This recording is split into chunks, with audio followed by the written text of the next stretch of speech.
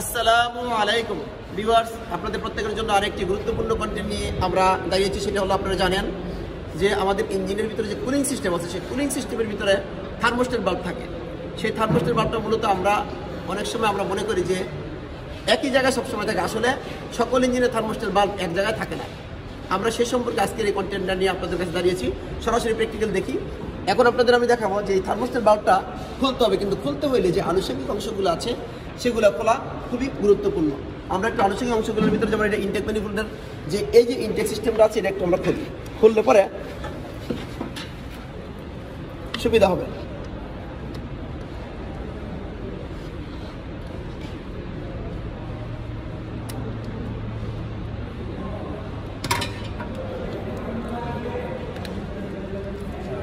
আরেকটু খুলি,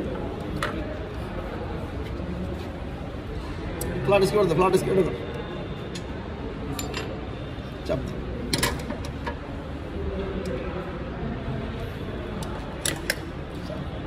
ঠিক আছে না?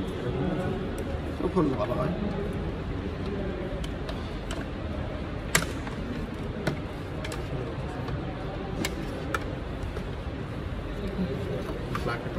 মনে করো যে এই অংশটা আমরা খুলে নিলে, এই অংশটা যদি জায়গাটা ফাঁকা হয় তাহলে আমাদের জন্য সবচেয়ে ভালো, ঠিক না?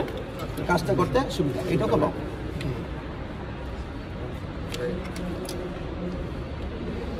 বাস, ঠিক আছে। আমরা একটু দেখি, এই অংশটা থাকুক, আমরা একটু দেখি। সেটা হলো তোমার এই যে জায়গা আছে আমাদের, এই যে এটা হচ্ছে ইএফআই ইঞ্জিন। কি ইঞ্জিন? ইএফআই ইঞ্জিনে থার্মোস্টেট বাল্ব থাকবে হচ্ছে ইঞ্জিন হেডের মধ্যে। আমরা মাথায় রাখি, এই কথা সবসময় আমরা মনে রাখবো। আর বিবিটি ইঞ্জিনে থাকবে হচ্ছে ইঞ্জিন ব্লকে, ঠিক আছে? বুঝছো? এবং আরো একটু বলি যে এই ইএফআই ইঞ্জিনে থার্মোস্টেট বাল্ব থাকবে আপার হোস পাইপের সাথে। রেডিয়েটরের ভিতরে যে আপার হোস পাইপ থাকে না, তার সাথে থাকবে। এবং বিবিটি ইঞ্জিনে লোয়ার হোস পাইপের সাথে থাকবে। এটা আমরা সবসময় ক্লিয়ার করব। এবং আমরা এটার কার্যপ্রণালী কত তাপমাত্রায় খুলে বন্ধ হয় এটা খুলে আমরা এখন আপনাদের দেখাচ্ছি। এটা খোলো,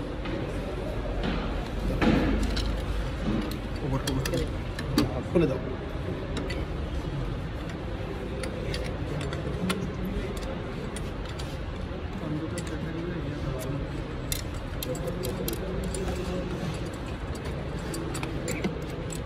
নিজের চাপে প্রতি এইভাবে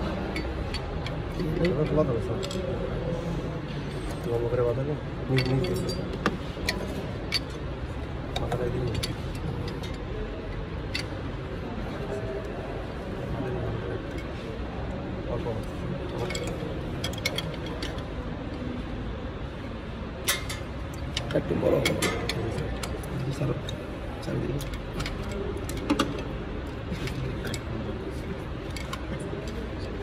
থার্মোস্টেট বাল্ব কি বাল্ব?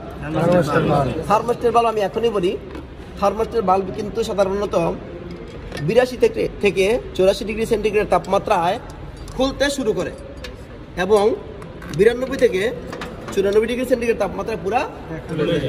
আমরা যে সরাসরি এখন দেখি, সরাসরি এখান থেকে দেখার চেষ্টা করো যে থার্মোস্টেট বাল্বটা সাধারণত এই জায়গা থেকে আমরা একটু খুলি।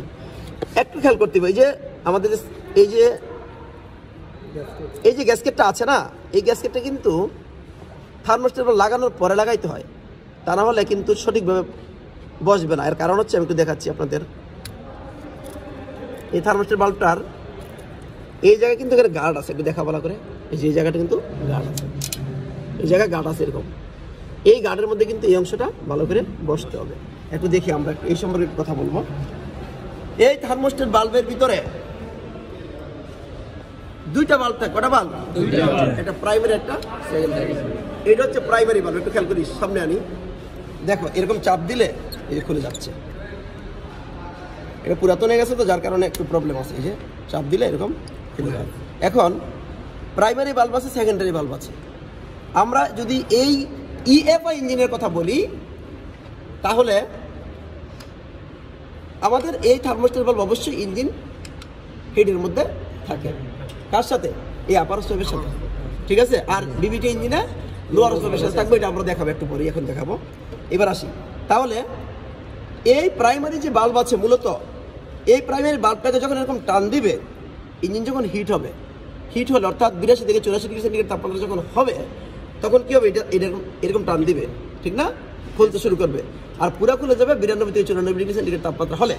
এখন তোমার এইটা যখন খুলবে, আবার একটা সময় যখন ঠান্ডা পানি ভিতরে আসবে, তখন কিন্তু আবার এটা বন্ধ হয়ে যাবে।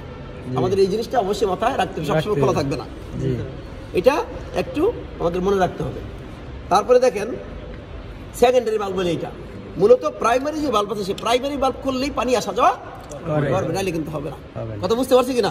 তো মোটামুটি আমরা এটা দেখলাম। এবং আরেকটা জিনিস আমরা একটু সরাসরি দেখবো, আমরা এখন দেখবো বিবিটি ইঞ্জিন, যে বিবিটি ইঞ্জিনের ভিতরে থার্মোস্ট্যাট বাল্বটা কোন জায়গায় থাকে এবং এটা কিভাবে কাজ করে একটু দেখি। সরাসরি এখানে চলে আসে।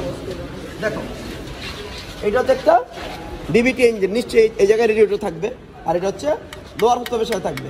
দেখেন, আর এটা হলো আপার হোসপের অংশ, এই যে এটা হলো আপার হোসপের অংশ, আর এটা হচ্ছে লোয়ার হোসপের অংশ। সেই লোয়ার হোসপেরটা কিন্তু মূলত এটা ইঞ্জিন ব্লকের মধ্যে থাকবে, ঠিক আছে? তাহলে এটা আমরা একটু খুলে দিই, খুলে আমরা দেখি মূলত কি আছে।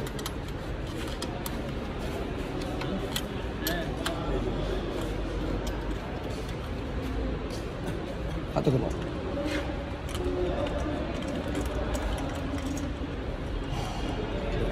দেখো এখানে কিন্তু থার্মোস্ট্যাট বাল্ব থাকতো, কিন্তু আমাদের দেশে সাধারণত আগে খুলে ফেলায়। থার্মোস্ট্যাট বাল্বটা কিভাবে থাকবে? যেভাবে থাকবে, এখানেও এইভাবে থাকবে, জাস্ট এভাবে থাকবে। আমরা বুঝতে পারছি কিনা? জাস্ট এভাবে থাকবে। যখন তোমার এরকম ইঞ্জিনের তাপমাত্রা, যখন পানির তাপমাত্রা যখন এরকম কি হবে, 82 থেকে 84 ডিগ্রি সেন্টিগ্রেড হবে, তখন এটা খুলতে শুরু করবে। 92 থেকে 94 ডিগ্রি সেন্টিগ্রেড তাপমাত্রা যদি হয়ে যায়, তাহলে পুরাই খুলে যাবে। খুলে যায় তখন পানি আসা যাওয়া করবে, ফলে কি হবে, ইঞ্জিনের তাপমাত্রা নিয়ন্ত্রণ করবে। আমরা বুঝতে পারছি কিনা? মূলত এটা আমাদের জানা খুবই দরকার বলে আমরা মনে করি। এখন এটা ফিটিং করে দাও, ফিটিং করো। এবং আমরা এখন সরাসরি ওখানে চলে যাব, আবার আমরা বিবিটি ইঞ্জিনে চলে যাব। এই বিবিটি ইঞ্জিনের পরে আমরা এখন ইএফআই ইঞ্জিনে চলে আসলাম। এইবার এই ইএফআই ইঞ্জিনের ভিতরে আমরা এটা সংযোগ করে একটু দেখাবো। দেখেন, সংযোগ যখন আমরা করবো, তখন মূলত এটাকে, এই যে গ্যাসকেটটা আছে, এই গ্যাসকেটটা একটু অন্ধকার লাগে, আমরা দেখি, এই গ্যাসকেটটাকে এভাবে দিব। যেভাবে সেটিং করার পরে কিন্তু আমরা এটাকে সংযোগ করবো, এর আগে সংযোগ করবো না। এই যে লাগছে, একেবারে সুন্দর লাগছে না? লাগার পরে এটাকে আমরা এরকম সংযোগ করে দিব, বাস হয়ে যাবে। দাও আপার হোসপের, দাও লাগাও, আপার হোসপেরটা দাও, সংযোগ করার পরে আরো কিছু জিনিস আমরা শিখবো। সেটা হলো, দেখতে পাচ্ছেন যে আপার হোসপের সাথে যে একটা অংশ আছে না, এটার নাম হচ্ছে ওয়াটার টেম্পারেচার সেন্সর। কি সেন্সর? Water temperature sensor. মূলত এই ওয়াটার টেম্পারেচার সেন্সরের কাজ কি?